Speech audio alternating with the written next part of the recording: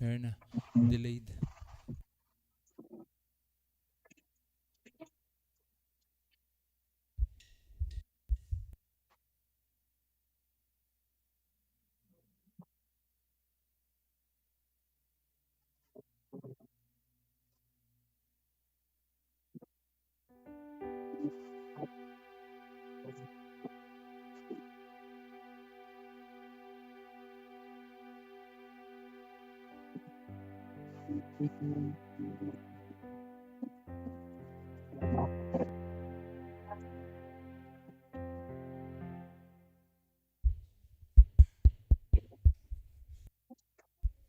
Nagwe-welding ba ulit? Umikot ka.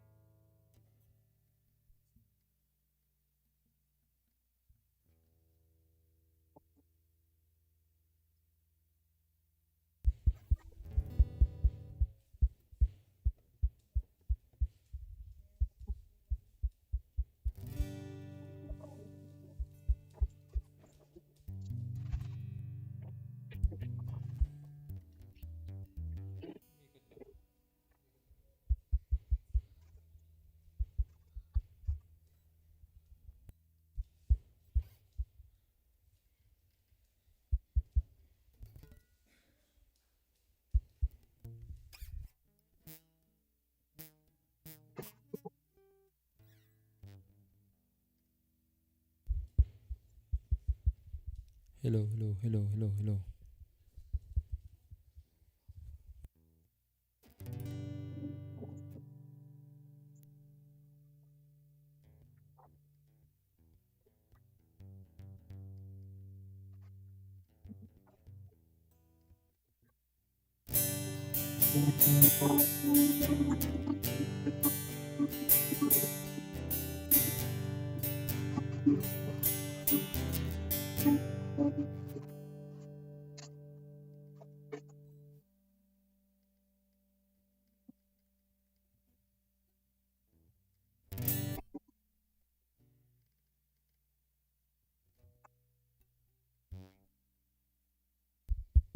Hello, check. Hello, hello, hello.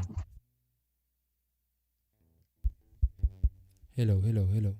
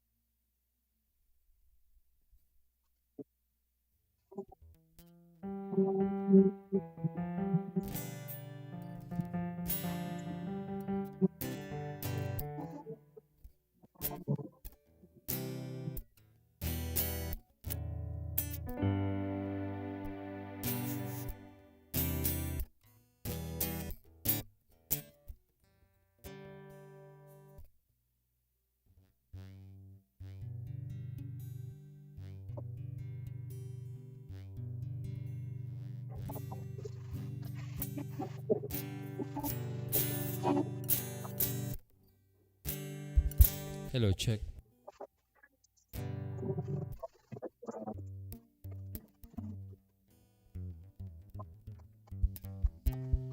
Hello, hello, hello.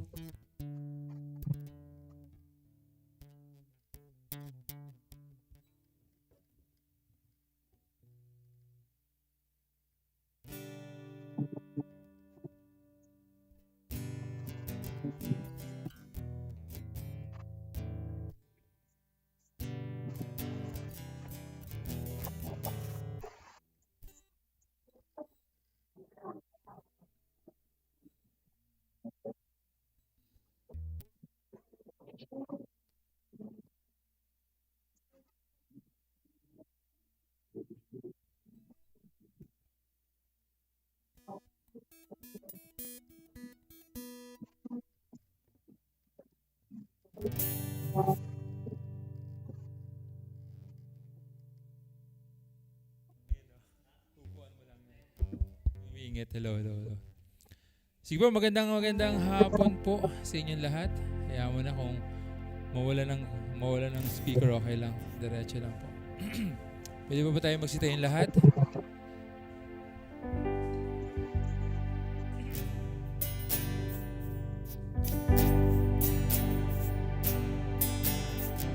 Magandang hapon po sa inyo lahat. Siyempre, maraming salamat sa inyo sa inyong pagsama sa hapon na ito. Siguro po, mainam na magkamayan muna tayo.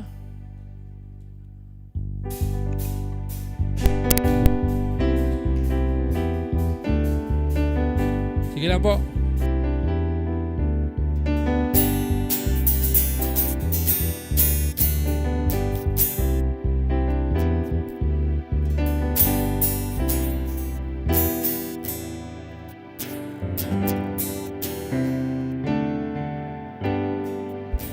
Hello, praise.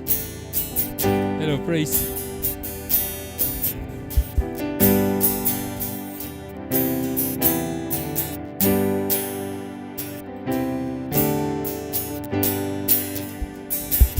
Hello, self. Hello, praise. Let's sing. I'm trading my sorrow.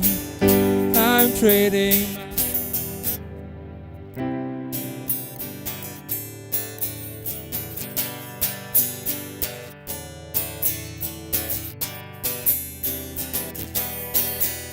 Hello, pray.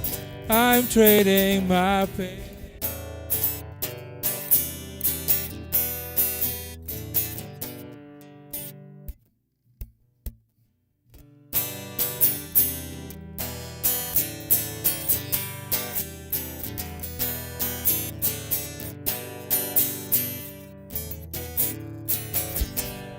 Hello.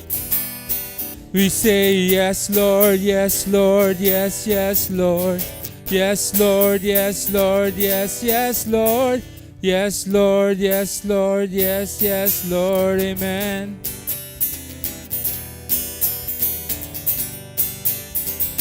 Trading my sorrow.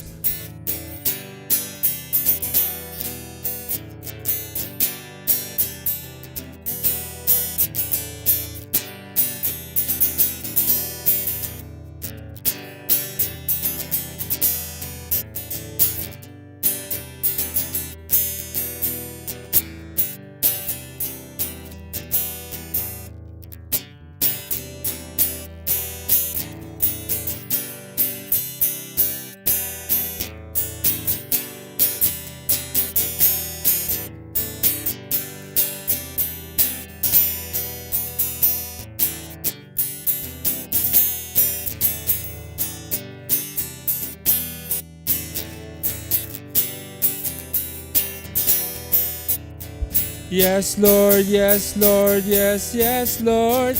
Yes, Lord, yes, Lord, yes, yes, Lord, amen.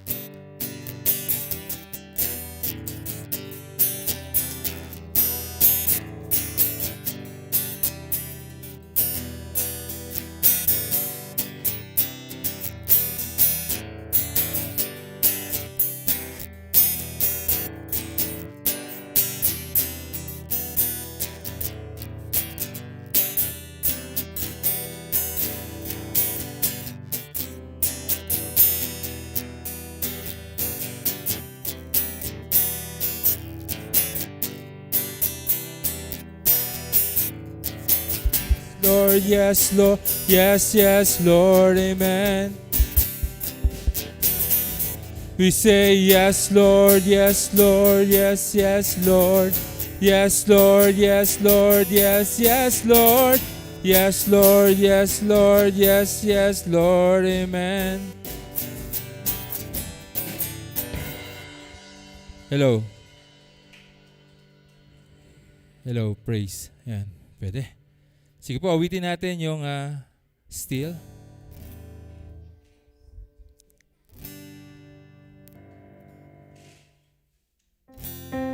Tuloy lang po. Hello, praise. Hello, praise.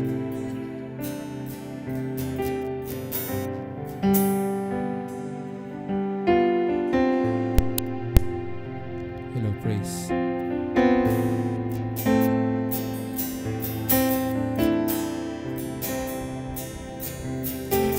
Hello. Hide me now. One. Under your wings. Cover me within your mind. On and off. When the ocean rise and thunders roar, I will soar with you above the storm. But you are king.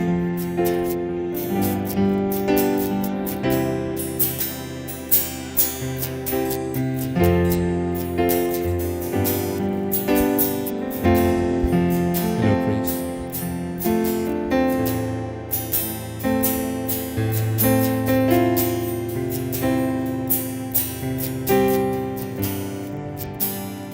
Find rest.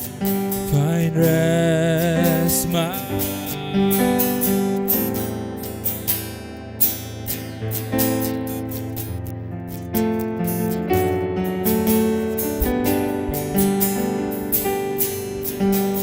know His power in quietness and trust. When the ocean rise and thunders roar, I will soar with you above the storm. But you are king over the flood, and I will be still. Know you are God. When the ocean rise and thunders roar,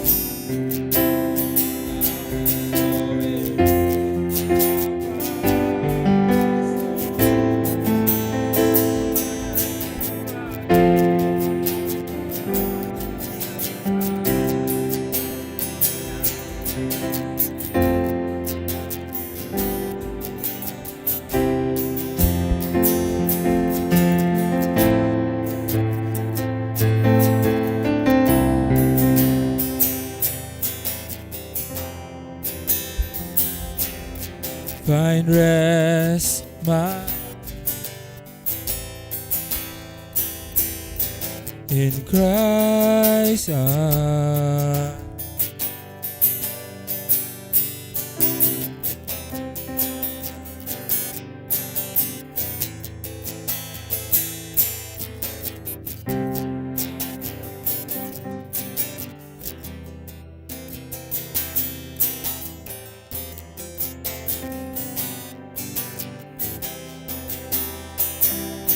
So with you,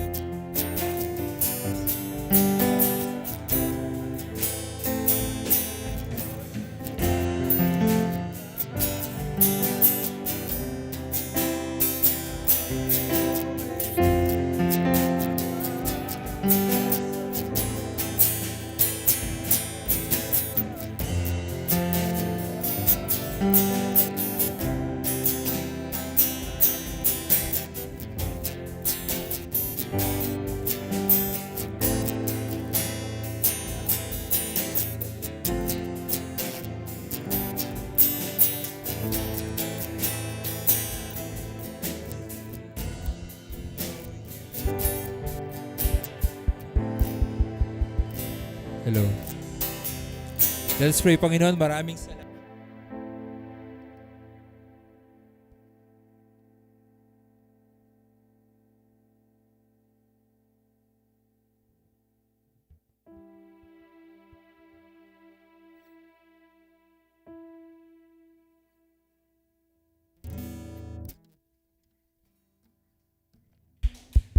Hello?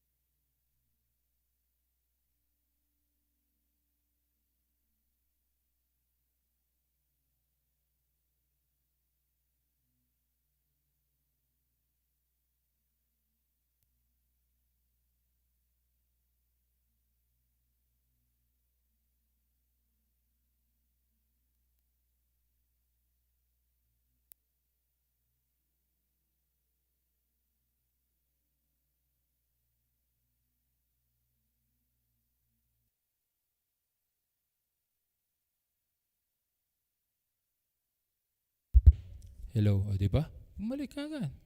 Sige. Pwede ba tayo magsitingin lahat at basahin natin yung ating teksto sa hapon na ito? Sabay-sabay pong muli. Kaya't huwag kayo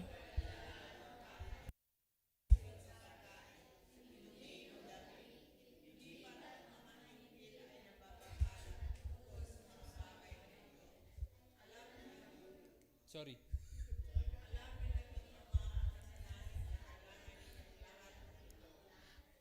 Ngunit higit sa lahat,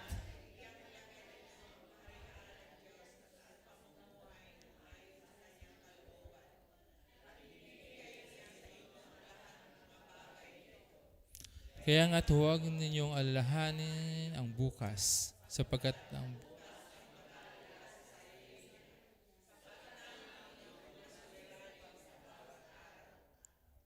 Sige po, tayo ay muling manalangin. Panginoon, muli maraming salamat po sa iyong mga salita. Dalangin ko, Diyos, ay maunawaan namin ang nais mong sabihin sa aming Panginoon sa hapon na ito. Muli maraming salamat po sa matamis na pangalan ni Jesus.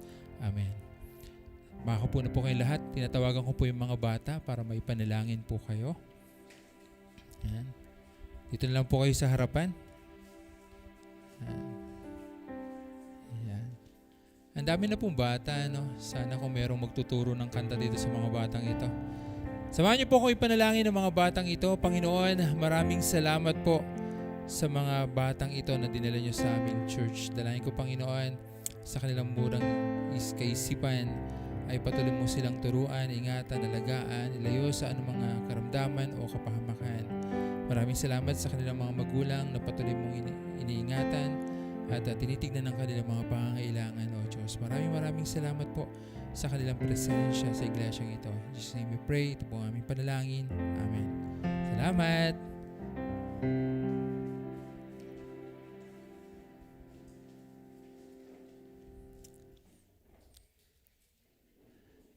Ang title po ng message natin for today ay Faithful Provider. Ano po?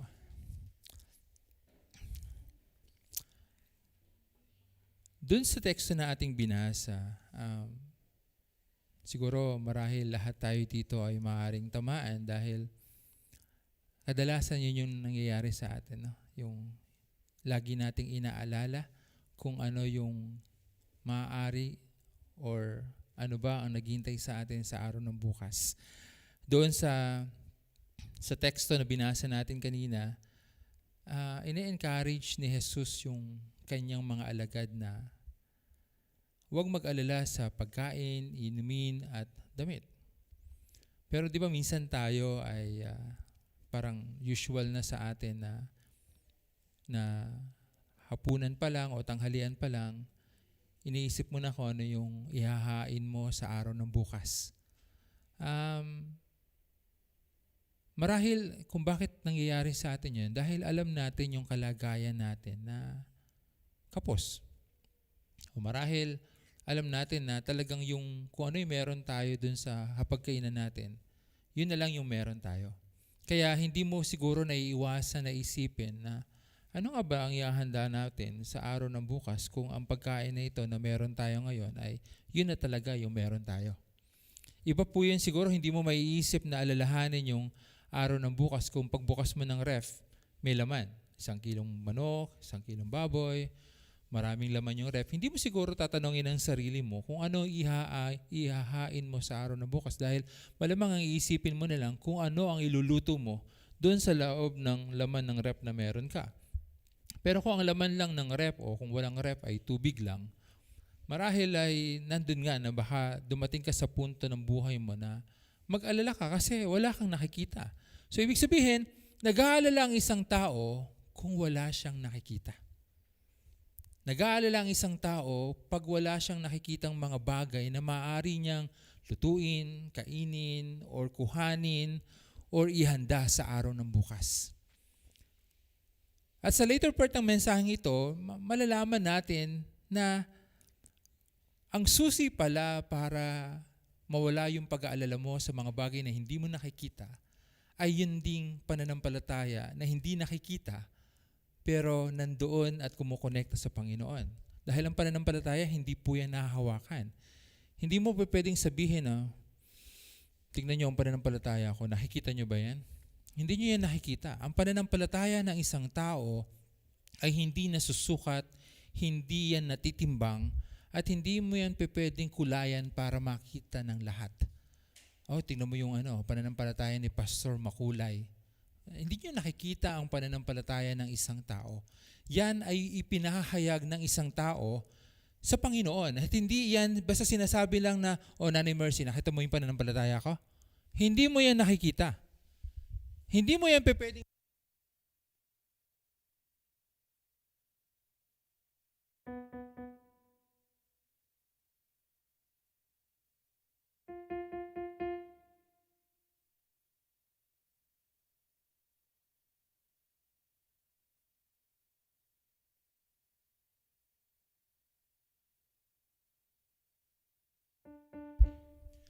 dahil ang katotohanan,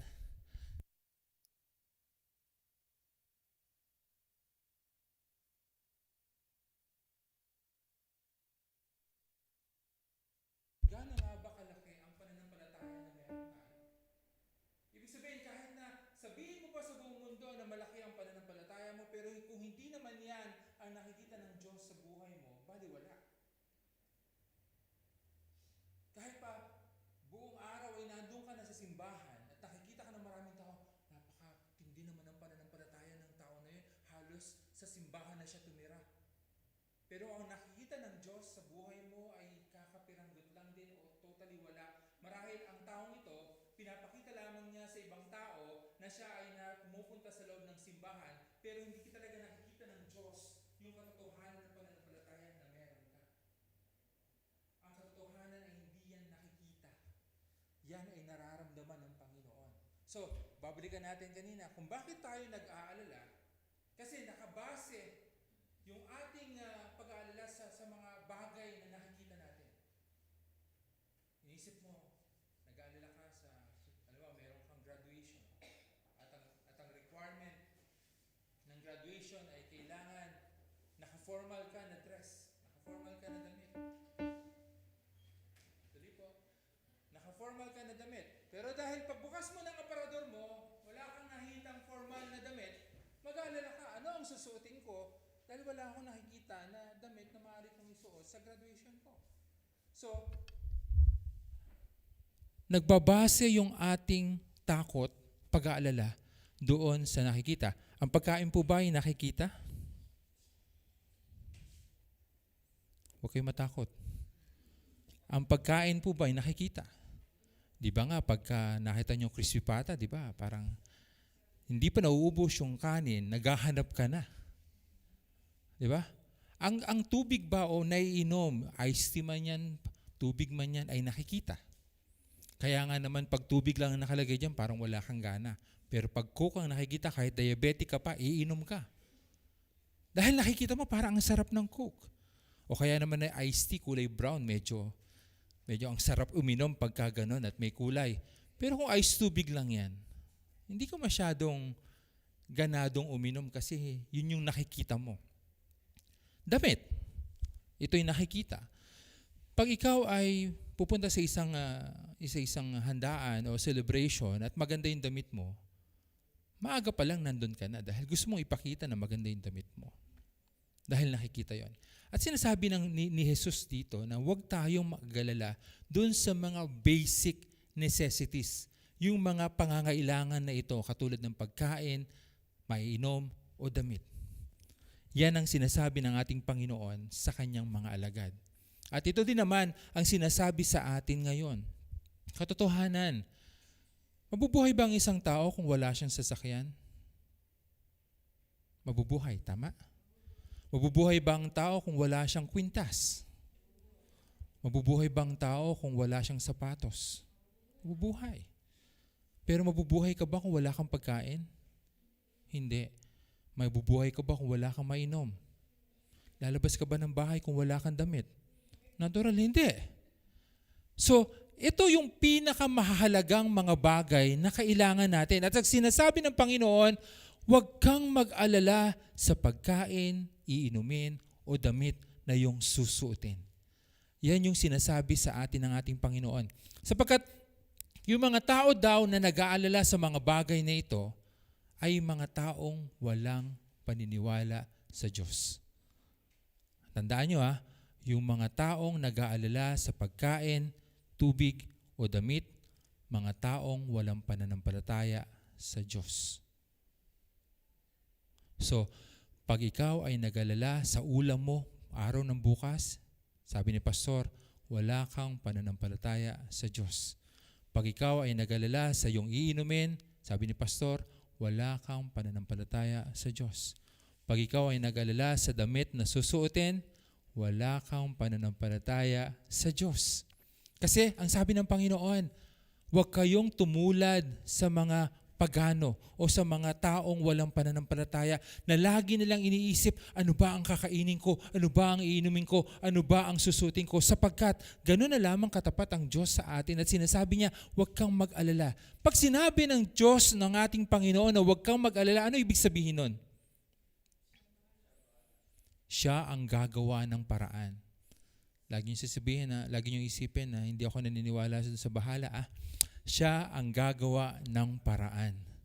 Siya ang gagawa, siya ang magpo-provide. Siya, ano yung Tagalog ng provide? Magbibigay. Galing natin sa English, no? Okay? So sinasabi sa atin dito, no, huwag kang tumulad dun sa mga taong walang pananampalataya dahil laging inaalala yung kakainin. Laging inaalala yung iinumin o susuotin. Dahil sagot na yan ng Panginoon. Instead, hinihikayat niya yung kanyang mga alagad na unahin mo na hanapin yung kaharian ng Diyos. Ibig sabihin, unahin mo na matutunan, malaman, o mapalapit sa Panginoon. Konektado nga naman. Kung ang Diyos ang magpo-provide, kung ang Diyos ang magbibigay ng ating mga pangunahing pangangailangan, at kung siya yung uunahin natin, matatanggap ba natin yung mga pangangailangan natin? Isipin nyo diyan si Jesus, eto yung mga pangangailangan natin, nandito tayo. Kung unahin natin siya, at siya yung magpo-provide ng mga pangangailangan natin, matatanggap mo ba yung mga pangangailangan mo? Amen. Dahil siya yung nagpo-provide at dahil siya yung inuna mo, wala ka nang dapat maging problema dun sa mga pangangailangan mo. Pero kung hindi siya yung uunahin mo, sino magpo-provide sa'yo? Sino magbibigay sa'yo ng mga pangangailangan mo kung hindi siya ang uunahin mo? O pwede mo sabihin, Pastor, may trabaho naman ako. Ang tanong, hanggang kailan ka may trabaho? Alam naman natin lahat na hindi lahat ng tao ay mayroong trabaho at hindi naman din lahat ng tao ay panghabang buhay na mayroong trabaho. Pero ang Diyos, ang kanyang kabutihan ay panghabang buhay. So, pinupush tayo ng Panginoon bago mo isipin, problemahin ang mga bagay na iyong kakainin, iyong iinumin at iyong susuotin, unahin mo muna ako.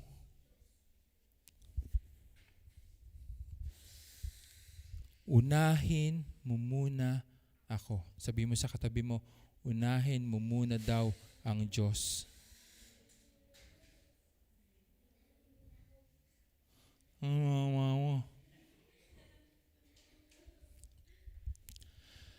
Bakit kaya nais ng Panginoon na unahin muna natin siya? Kasi ganito yan.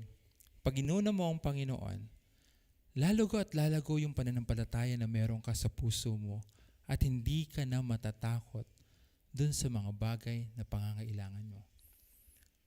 Nung yung bunso ko po, nagpapapalit ng salamin. Gusto daw niya ay yung katulad na sa kuya niya.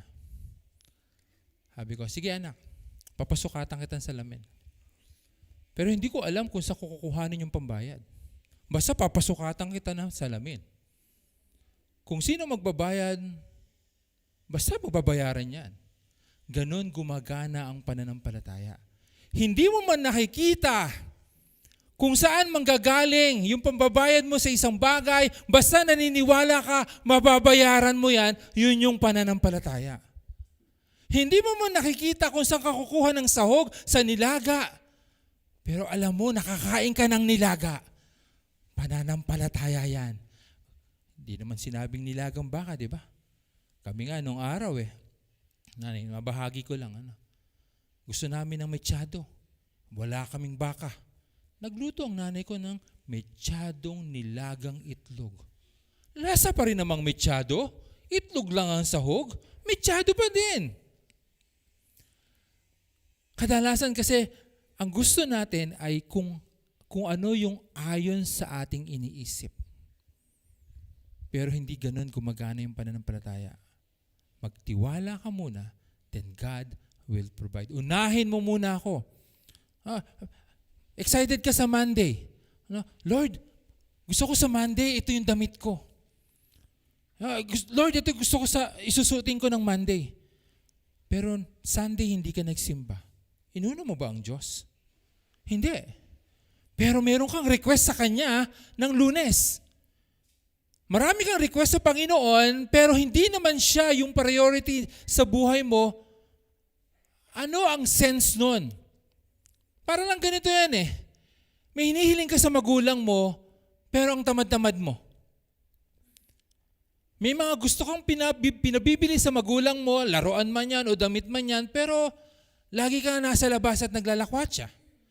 Hindi ka makapaghawak ng walis man lang para walisan yung bahay mo, at pag tinatawag ka, hindi ka matawag kasi wala ka dun sa bahay nyo. Paano gaganahan yung magulang mo na magbigay sa'yo kung hindi ka naman mapakinabangan? Tama, mali. Pero kung tayo bilang mga anak ng Panginoon, inuuna natin siya, ito yung magiging reaksyon ng Diyos. Ay, inuuna niya ako. Diba? Inuuna niya ako, inuuna ako ng anak ko, then ako na ang gagawa ng paraan sa mga pangangailangan mo. So hindi ko man alam kung saan ko kukuhanin yung pambayad ng salamin ng anak ko. Pero naniniwala ako, magkakaroon ng bagong salamin ang anak ko. Kasi ganun gumagana ang pananampalataya ko. Katotohanan naman, di ba? Sa pang-araw-araw natin na lagi ka namumblema. Bakit? Ginutom ka ba ng Diyos? Sa pang-araw-araw na ang dami mong iniisip. Bakit? Patay ka na ba ngayon? Buhay ka pa rin naman. Sa pang-araw-araw na iniinis mo yung sarili mo sa mga bagay na gusto mo, nawalan ka ba? Hindi. Kaya minsan, isipin mo na napakabuti ng Panginoon na sa kabila ng napaka masuwayin mo sa kabila na hindi siya yung inuuna mo, nagpo-provide pa rin ng Diyos para sa iyo. Diba? Isipin mo naman, yung mga kriminal, bakit ba kumakain pa din? Tutuusin, kung ikaw ay kriminal, dapat tapos ka na din. Bakit? Bakit pinagpapala pa rin ng Panginoon yung mga taong gumagawa ng masama? Bakit? Kasi umaasa pa rin ang Diyos na yung mga taong masasama na yon, matagpuan pa rin nila ang kanilang sarili na magbagong buhay. Kung bawat pagkakamali na nagagawa natin sa Panginoon, ang katumbas ay kaparusahan para sa atin, meron pa kayang tao ngayon? Wala na. Kung ikaw ay nasaktan ko at ang kaparusahan ay sasaktan ako ng Diyos, wala na tayo dito ngayon. Pero dahil nagbibigay pa rin ang pagkakataon ng Panginoon para sa atin na tayo'y magbago, huwag nating sayangin yon. Unahin natin ang ating Panginoon. So, ano yung natutunan natin dito sa Faithful Provider? Una, prioritize God. Unahin natin ang ating Panginoon. Sabi mo nga sa katabi mo, unahin mo ang Diyos. Rather than obsessing over material needs, focus on growing in your relationship with God and living righteously. Mag-focus daw tayo doon sa ating relasyon sa ating Panginoon at maging mabuting tao tayo. Diba? Kung meron kang mabuting relasyon sa ating Panginoon, ang reflection na ito, dapat mabuting tao ka. Alangan naman ikaw ay nagsisimba, alangan naman ikaw ay kumakanta, pero napakasama na ugali mo. Hindi naman pwede yun. Hindi naman, hallelujah, hallelujah. Tapos sa labas ng bahay mo, o paglabas mo ng simbahan, hayop ka. Hayop ka, hayop ka. Diba? Hindi naman pwede na ikaw ay, ang ating pagbasa ay makukuha sa aklat ng Mateo. Pero paglabas mo, ang lutong ng mura mo. Diba? So, kaya nga ang encouragement natin na habang tayo ay nagbi-build up ng mabuting relasyon sa Diyos, makita sa atin ito na tayo'y nagiging mabuting tao. Mukha bang mabuting tao yung katabi nyo sa araw na ito? Diba? Hindi pwede mga kapatid na ikaw ay may relasyon sa Diyos pero masama ka. Hindi naman din mangyayari na wala kang relasyon sa Diyos at mabuti ka. Dahil ang kabutihan ay katuruan ng Panginoon. Doon sa 3 taon na kasama natin si Jesus sa mundong ito, wala siyang tinuro kundi ang kabutihan. Maglingkod, magpagaling, magpakain. Umabot sa mga tao, tinuturuan niya ang mga taong ito. Lahat ng ito ay mabuti. Mahalin mo ang iyong kapwa. Mahalin mo ang iyong kaaway. Paano naman mangyayari yung pastor? Awayin ko, mahalin ko yung kaaway ko. Chinichismis ako nun. Ang daming sinasabi ng mga bagay na hindi naman totoo. Paano ko naman mamahalin yung kaaway ko? Pero dahil ito yung gusto ng Diyos. Kahit hindi mo kaya, hindi pwede na meron kang relasyon sa Kanya, hindi mo gagawin na mahalin mo yung kaaway. But ano ba mangyayari sa atin pag hindi natin ginawa na mahalin ang kaaway natin? Mabubuhay ka sa sama ng loob. Tingnan mo yung katabi nyo kung mukhang sama ng loob. Ang hirap nung araw-araw, masama ang loob mo. Ang hirap nung kada gigising ka, alam mo na may galit ka sa puso mo. Na pagkatapos mong manalangin, sasabihin mo, Lord, sana madapa yung kapitbahay ko.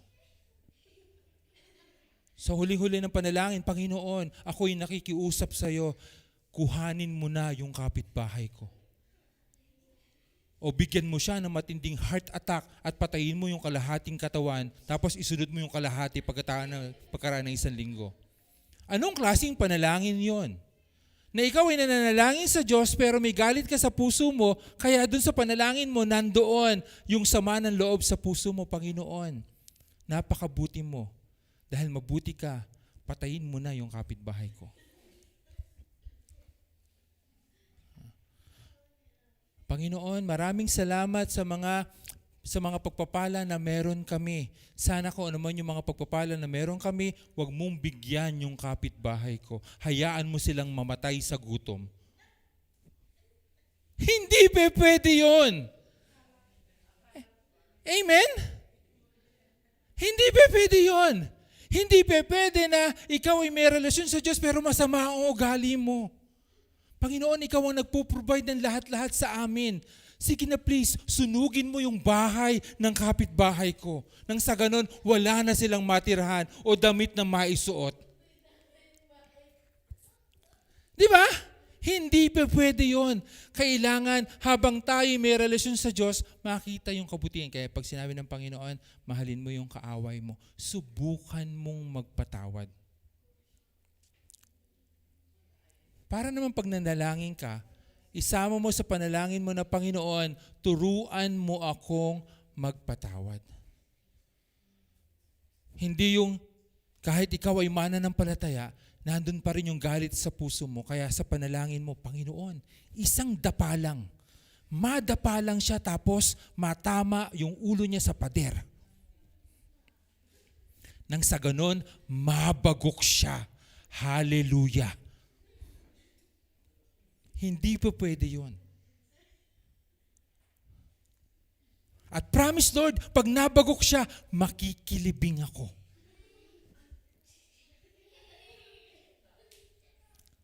Again, mga kapatid, no? Mahalaga sa atin dito yung meron tayong relasyon sa Diyos at makita tayo na mabuting namumuhay sa mundong ito. Pangalawa, pagkatiwalaan natin yung pagbibigay ng Panginoon ng ating mga pangangailangan. Recognize that God knows your needs and will provide for you. Alam ng Diyos ang pangangailangan mo, nanay. Alam ng Diyos ang pangangailangan mo, Ate Jen. Alam ko din. Alam ng Diyos ang pangangailangan mo, Janice. Alam ng Diyos ang pangangailangan mo, ate. Nanay, alam ko ang pangangailangan mo. Nagme-message ka sa akin. Alam ng Diyos ang pangangailangan ng bawat isa sa atin. Tuloy. Ngayon, kung naniniwala ka at nananampalataya ka na alam ng Diyos ang pangangailangan mo, maniwala ka din that God can provide. Hindi kasi pwede na naniniwala ka lang na alam niya, pero hindi ka naniniwala na ibibigay ito o kayang ibigay ito ng Diyos sa iyo. Kasi ganun gumagana yung pananampalataya. Ganun gumagana yung pagtitiwala. Diba? Lahat tayo ay, magulang na. Lahat kayo, magulang na. Yung iba, magulang talaga. Diba? Nung kami ay bata pa, dahil ipinagkatiwala kami sa mga magulang namin, naniniwala kami that yung parents na kung saan kami binigay ay magpo-provide sa amin.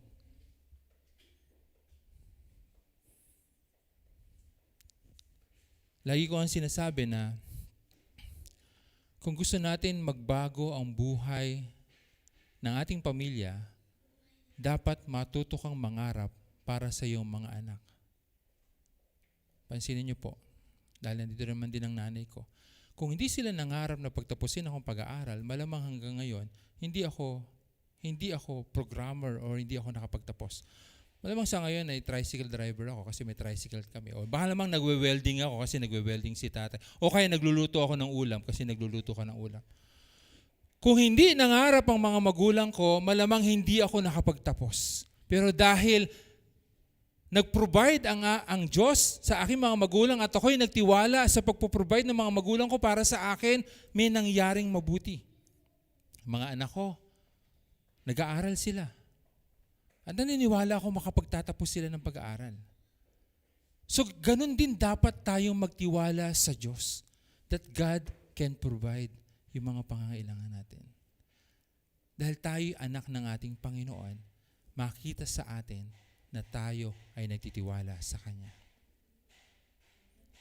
Tanong, naniniwala ba kayo na kayang mag-provide ng Diyos para sa inyo? Kung amen, huwag kayong mag-alala. Kung naniniwala kayo that God can provide, huwag kayong mag-alala. Huwag kayong mag-alala kung saan nyo kukuhanin yung pagkain nyo para sa araw ng bukas. Magtiwala kayo that God can provide something for us tomorrow. Ganun kumikilos ang Diyos. Dahil kung paano nag-provide ng Panginoon sa araw na ito, sa tingin nyo, hindi siya magpo-provide sa araw ng bukas? Magpo-provide pa rin.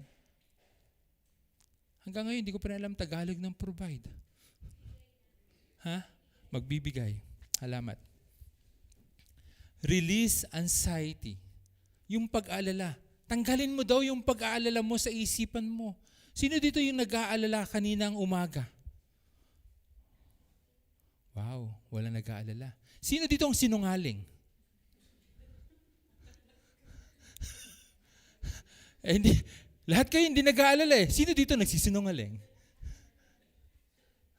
Ulitin ko. Sino dito yung nag-aalala? Araw-araw.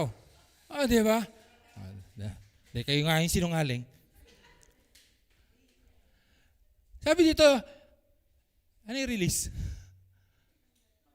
Pakawalan mo daw yung pag-alala mo. Hayaan mo yun. Let go of unnecessary worry and trust that seeking God's kingdom will lead to fulfillment. Pag daw tinanggal mo sa sarili mo yung pag-alala at inuna mo yung Panginoon, ibig sabihin, halimbawa, nag-aalala ka. Teka, naalala ko, kaysa pala mag-alala ko, manalangin muna ako. Panginoon, sa totoo lang, hindi ko talaga alam kung saan kami kukuha ng makakain o pambibili ng pagkain. Pero dahil alam ko na magpo-provide ka o magbibigay ka sa amin, tanggalin mo yung pag-alala to at palitan mo to ng paniniwala at pananampalataya sa iyo. Unahin mo munang tumawag sa Kanya bago ka lumapit sa Bombay.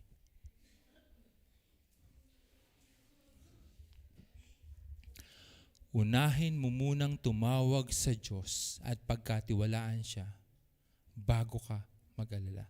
So tanggalin mo yung pag-alala mo. Tanggalin mo kung ano yung mga iniisip mo na pinoproblema mo kasi kahit gaano mo pa problemahin ang maraming bagay, kung alam mo na limitado lang yung kakayanan mo, wala kang magagawa. Diba? Kung meron kang 50,000 na babayarin pero ang dadating lang sa'yo ay 10,000, kahit mag-tumbling ka dyan sa labas, walang magbibigay sa'yo ng karagdagang 40,000. Pero subukan mong unahin mo muna ang Panginoon. Baka naman yung pangangailangan mong 50,000, unti-unting maibigay sa'yo. Kadalasan kasi kung bakit ka nag-aalala, kasi ang gusto mo kagad masagot yung problema mo, Lord, kailangan ko ng ganitong halaga. Lord, kailangan kong pagalingin mo ako. Lord, kailangan ko mga bagay na ito. Ang gusto mo kagad, lump sum. Ang gusto mo kagad, agad-agad na sagot. Lord, patangusin mo yung ilong ko. Ano magagawa mo kung disappointed to?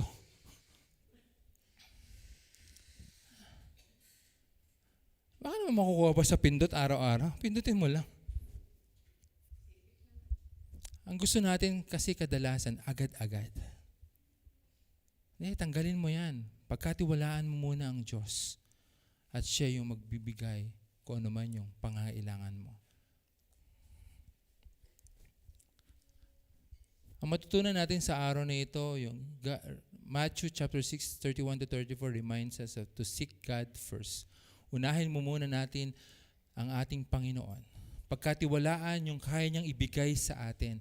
At tanggalin natin yung ating mga pag-alala, lalo't higit dun sa pagkain, inumin, at damit na susuot. It's a call to live with faith and reliance on our Heavenly Father.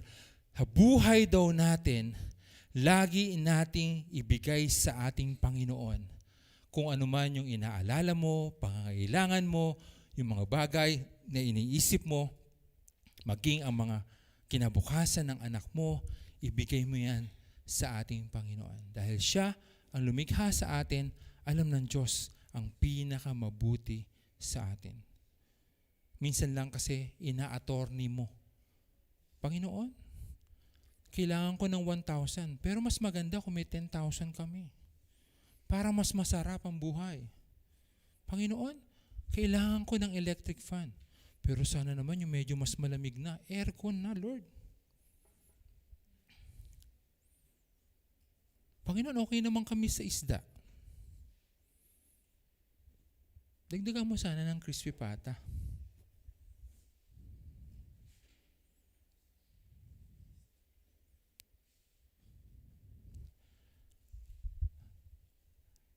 Ngunit sagot ng Diyos yung mga bagay na tunay nating kailangan upang tayo ay mabuhay. Sapat na kumain ka ng 3 beses sa isang araw, damit na simple lamang na pwede mong isuot, tubig na maiinom para maibsan ang iyong uhaw. Sapat na yan para magpuri ka sa Panginoon at magpasalamat. Dahil hindi lahat ng tao may damit na naisusuot. Hindi lahat ng tao may tubig na naiinom. At hindi lahat ng tao may nakakain sa araw-araw. Kung binigyan ka ng Diyos ng mga bagay, kahit gaano pa kasimple ang mga bagay na ito, matuto kang magpasalamat. At lagi mong unahin ang Panginoon sa lahat ng pagsubok na darating sa buhay mo. Kung ilang taon ka man ngayon, marami pang darating na pagsubok habang ikaw ay nabubuhay. At kung darating yung mga pagsubok na ito, anong dapat mong gawin? Unahin pa rin ang Panginoon. Huwag mo munang isipin ang araw ng bukas. Isipin mo muna ang araw na ito. Bakit? Dahil kahapon, ang araw na ito ang ipinaghanda ng Diyos para sa iyo. Yung araw ng bukas, Diyos pa din ang maghahanda nun para sa iyo. So mag-aalala ka pa ba? Kung habang ikaw ay namumuhay sa araw ng linggo, alam mo ang Diyos ang umiisip ng mga bagay para sa iyo sa araw ng Lunes. Mag-aalala ka pa ba? Kung ano man yung pangangailangan mo, kung unahin mo ang Panginoon, alam mong sagot ng Diyos ang lahat ng bagay na ito. Sa pangalan ng Ama, ng Anak, at ng Banal na Espiritu. Amen.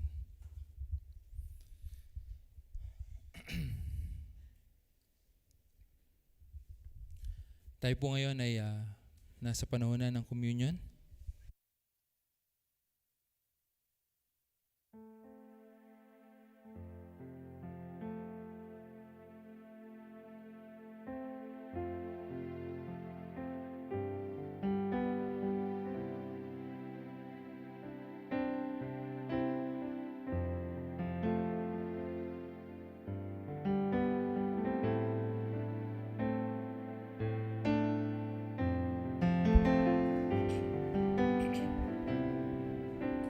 Tayo po'y manalangin.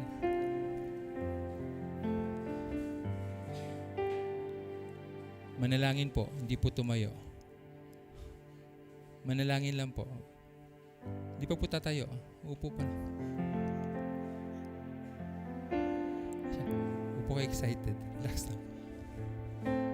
Tayo po'y manalangin. Ngongo ba ako? Hindi po. Tayo po'y manalangin. Panginoon, maraming salamat sa elementong ito na aming pagsasalos-saluhan, O Diyos. Ngunit higit sa pag-aalala namin, Panginoon, ng huling hapunan, matuto kami magpasalamat, Panginoon, dahil ito ay yung ginawa kasama ng iyong mga alagad.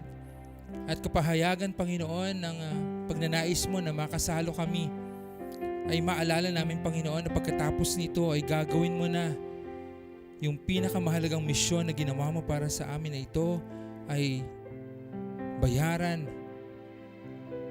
ang aming mga kasalanan na hindi mo ginawa. Nawa, Panginoon, sa aming pag-aalala sa huling hapunan, magkaroon kami ng isang pusong mapagpasalamat. Muli, Panginoon, basbasan mo ang mga elementong ito. Sa pangalan ni Jesus, ito po aming panalangin. Amen. Habang kasama ng ating Panginoong Jesus ang kanyang mga alagad, kumuha siya ng tinapay. Pinaghati-hati na iyon, inabot sa kanyang mga alagad at sinabi, ito ang aking katawan na inihahandog para sa inyo. Kunin niyo ito at kanin. at palagian kayong maging mapagpasalamat.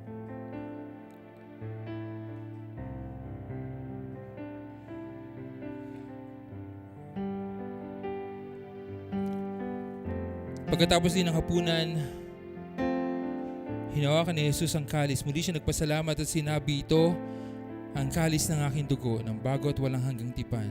Aking dugo na ibubuhos sa ipagpapatawad ng inyong mga kasalanan. Kunin niyo ito at palagian din kayong maging mapagpasalamat.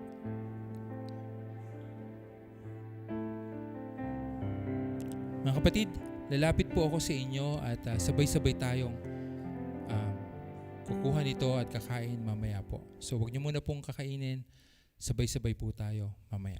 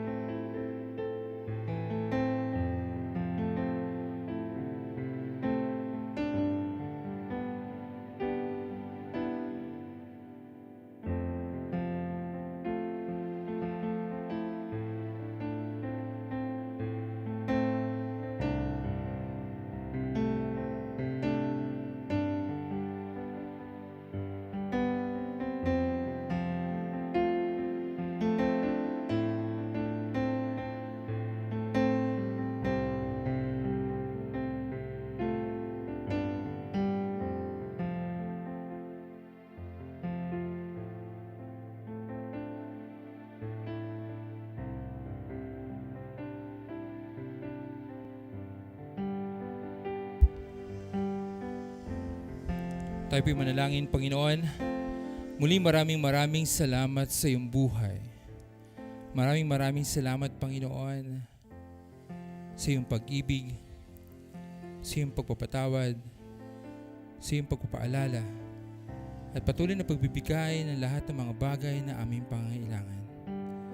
Tunay na napakabuti mo sa amin, Panginoon, at hindi ka nagkukulang mula noon magpahanggang sa ngayon. Tanggapin mo aming pasasalamat at pagpupuri aming Panginoon sa matamis na pangalan ni Jesus. Amen.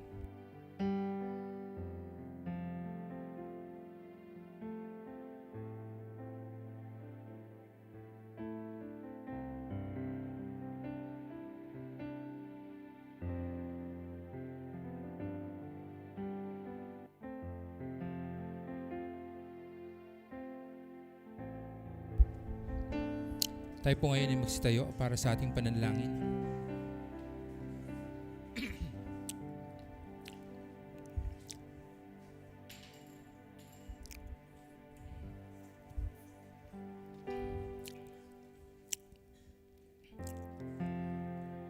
Tayo manalangin. Aming Ama, aming Panginoon, patuloy ka namin pinupuri, aming Diyos, at pinapasalamatan.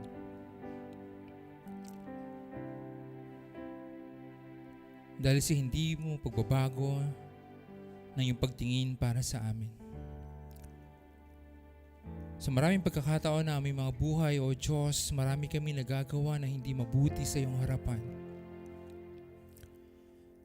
Marami kami nagagawa na maging ang aming kapwa ay aming nasasaktan. Marami kami nagagawa na patuloy lamang naming inuuna ang aming mga sariling kapakanan.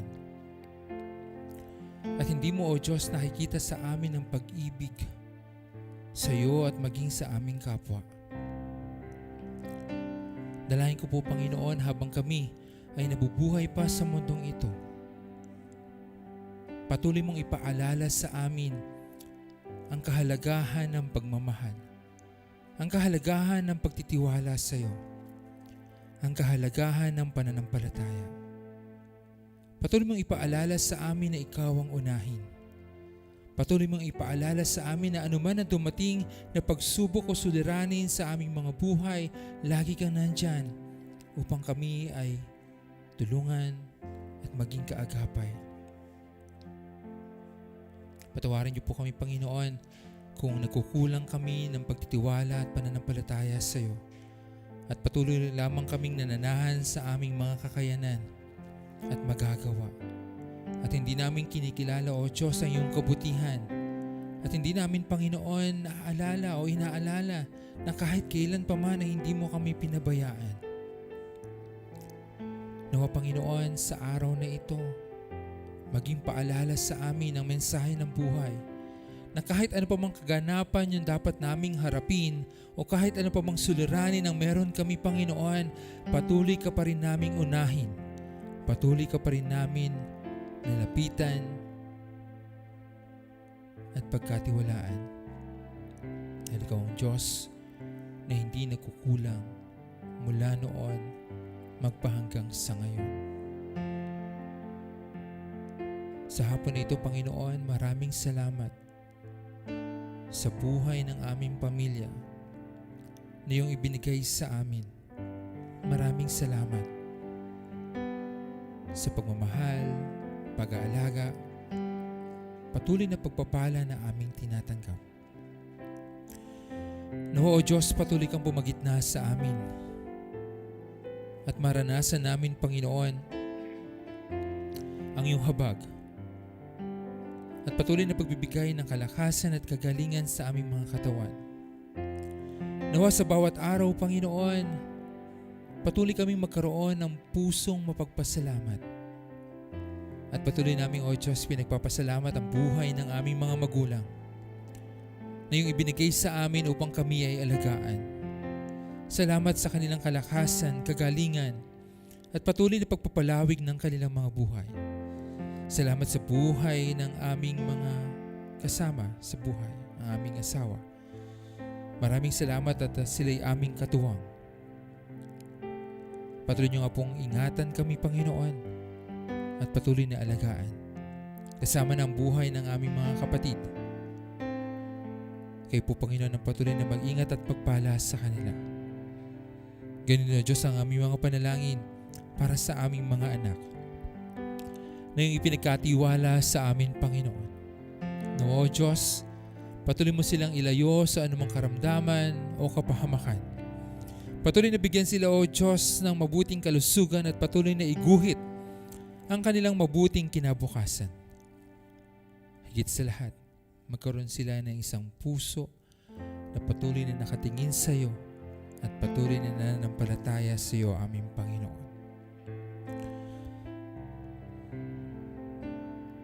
Sa hapon na ito, patuloy ko rin pong inilalapit at dinadalangin ang mga kasama namin online sa aming Facebook page, sa aming live stream worship, Panginoon. Dalahin ko, O Diyos, kayo po ang patuloy na tumunghay sa kanilang mga buhay. Kayo po ang patuloy na mag-ingat sa kanila at magpala sa araw-araw. Gayon din sa lahat ng aming mga kasama, Panginoon, sa Crossing Frontiers Christian Ministries. Ang mga kaibigan namin mula sa Singapore, sa Thailand at iba pang mga lugar. Sa lahat ng iyong mga anak na dinako, Panginoon, sa lugaring ito. Sa mga bata, mga kabataan, kababaihan, maraming salamat sa kanilang mga buhay. At ang aking dalangin, Panginoon, kung paano mo kami pinagsama-sama sa aming paghihiwalay, kayo din po ang patuloy na mag-ingat sa amin. Ikaw din po, Panginoon, na nakakaalam ng aming mga pangangailangan. Huwag mong hayaan na magdulot ito sa amin ng takot at pangamba. At patuloy na maranasan namin, Panginoon, ang iyong mapagpalang kapangyarihan na kahit kailan pa man ay hindi sa amin nagkulang. Tanggapin mo, Panginoon, ang aming pagpupuri, ang aming pasasalamat. Ganoon din ang aming paghingi ng tawad sa aming mga nagawang bagay na kamalian sa iyong harapan, maging sa aming kapwa na marahil ay aming nasaktan. Sa iyo ang kapurihan aming Diyos. Sa iyo ang walang hanggang pasasalamat aming Panginoon. Ito po ang aming panalangin. Sa matamis na pangalan ni Jesus. Amen. Amen.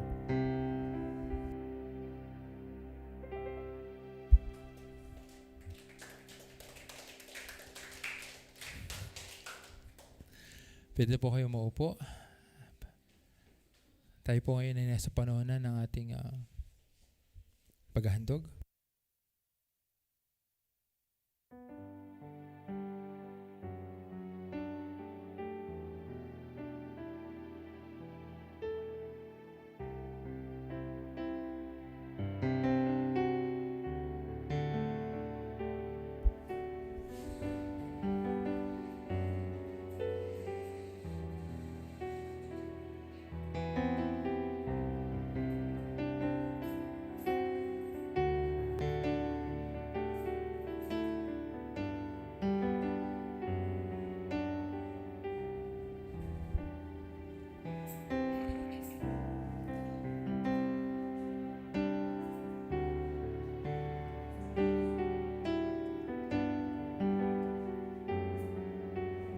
Timo.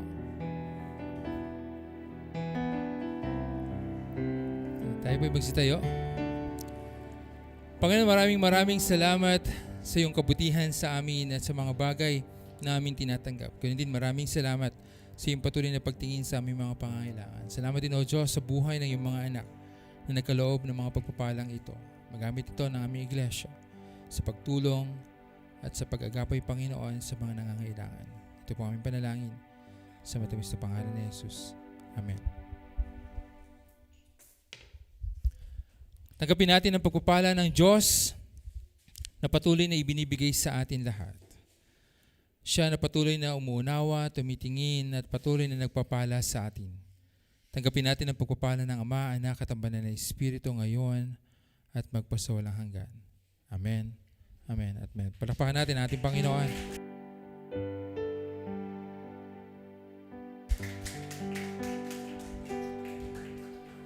Okay, pwede na po makaupo.